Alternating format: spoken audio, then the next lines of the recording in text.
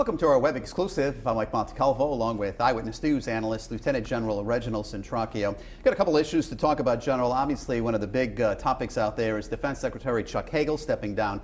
All kinds of names getting tossed around. We've talked about this before. It seems like every time this position is open, Jack Reed's name seems to slide in there. He says he doesn't want it. So we're hearing different names right now. Ashton Carter seems to be the likely nominee. What do you think?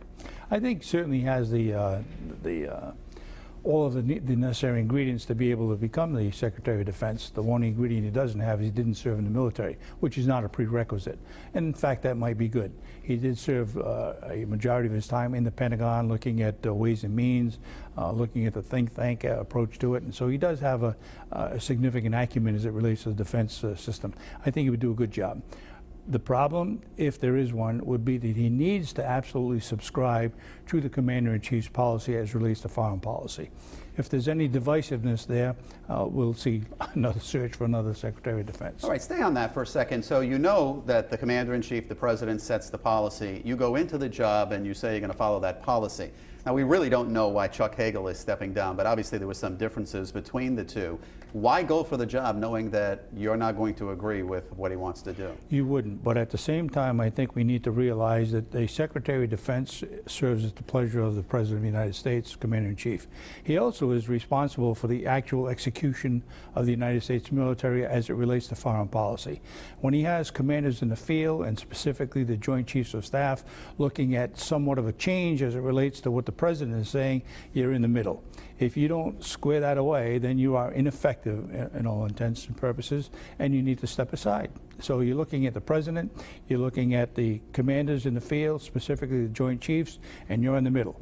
You need to find a way and means to be able to bridge that and make sure that the foreign policy is executed properly. All right, what about Secretary of State John Kerry? How much play does he have into all of this? Well, I'm sure that he would probably have input as it relates to who the individual should be to make sure that there's not once again, some divisiveness between foreign policy as it relates from the Pentagon to the Secretary of State and the President of the United States, which is the case as we speak right now. There are three different messages going out to those countries saying, you know, what's going on, what is your foreign policy?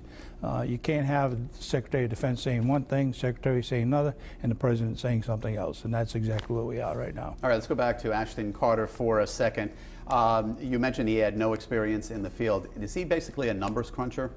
Well, no, I think he has more to do with, certainly has a background in number crunching, but I think it has more to do with his ability to be able to look at foreign policy and look at the ways and means for the Pentagon, specifically over the past several years, how the Pentagon is able to execute foreign policy within the resources it has, and to be able to change from a particular policy to actual execution in the field as it relates to the United States military. So he has a tremendous acumen in reference to that. General, you talk about change. The world is changing more now than ever, really, when you think about it. Absolutely. You know, when you look at how we execute our foreign policy, it's one thing to say, you know, back in the 20s and 30s and 40s, we were a substantial and continue to be a substantial force as it relates to a military capability.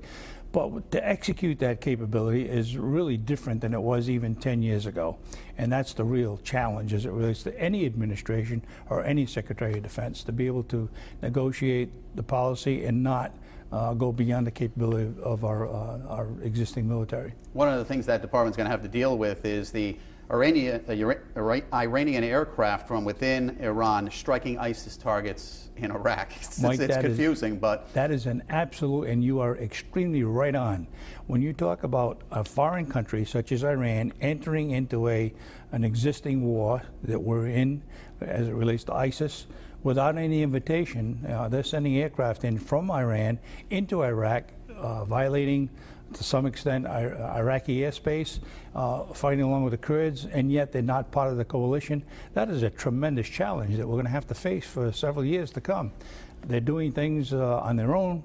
They're not friends with the United States, but at the same time we have a common enemy, ISIS. All right, General, as always, thank you for your thoughts. We want to get this in real quick. The air show is on for May 30th and 31st at Quonset. The Blue Angels will be there. I know that's one of his favorite weekends of the year. Good weekend. All right, General, thank you, and thanks for watching.